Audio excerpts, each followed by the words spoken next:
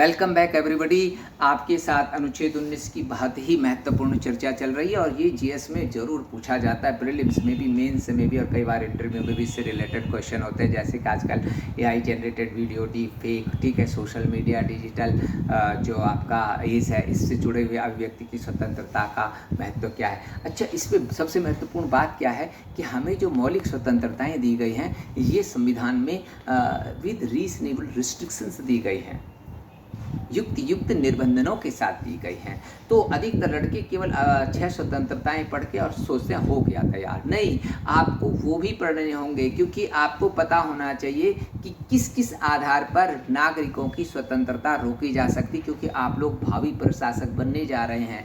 ठीक, आपके ऊपर रिस्पॉन्सिबिलिटी होगी कि आप कहाँ कहाँ अभिव्यक्ति की स्वतंत्रता रोक सकते हैं। जैसे कि भाई इंटरनेट बैन करना क्या है, ये अभिव्यक्ति की स्वतंत्रता पे सीधा प्रहार है, ठीक है। लेकिन ये अधिकार डिस्ट्रिक्ट कलेक्टर को होता है कि अगर कहीं पर हिंसा फैलने की संभावना है तो डिस्ट्रिक्ट कलेक्टर उस पर्टिकुलर डिस्ट्रिक्ट में इंटरनेट बंद करा सकता है। तो आप भावी प्रशासक हैं, तो कहाँ कहाँ आप अभिव्यक्ति की स्वतंत्रता बाधित कर सकते हैं, किस संक्शन के तहत, वो आपको पता होना चाहिए। तो अनुच्छेद 19 के खंड 2 में जो उचित प्रतिबंध वो बताए गए हैं।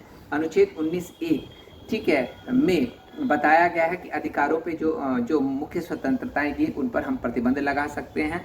ठीक, अनुच्छेद 19(2) में अभिव्यक्ति की स्वतंत्रता पे हम प्रतिबंध लगा सकते हैं। आधार है सुरक्षा, देश की सुरक्षा के लिए, विदेश संबंधों के लिए, सार्वजनिक व्यवस्था बनाए रखने, पब्लिक ऑर्डर के लिए, ठीक है। जो इंटरनेट बंद होता है वो पब्लिक ऑर्डर के लिए होता है, नैतिकता और मानहानि के आधार पर, ठीक है। अगर कोई व्यक्ति विदेश संबंधों को प्रभावित करने वाली कोई बातें कर रहा है भारत के, जिससे भारत के पड़ोसी राज्यों या अन्य देशों से संबंध बिगड़ सकते हैं, तो हम उस मीडिया चैनल को भी बंद कर सकते हैं। अभी 4 PM करके एक चैनल है, उसको बंद किया गया है, ध्यान रखें।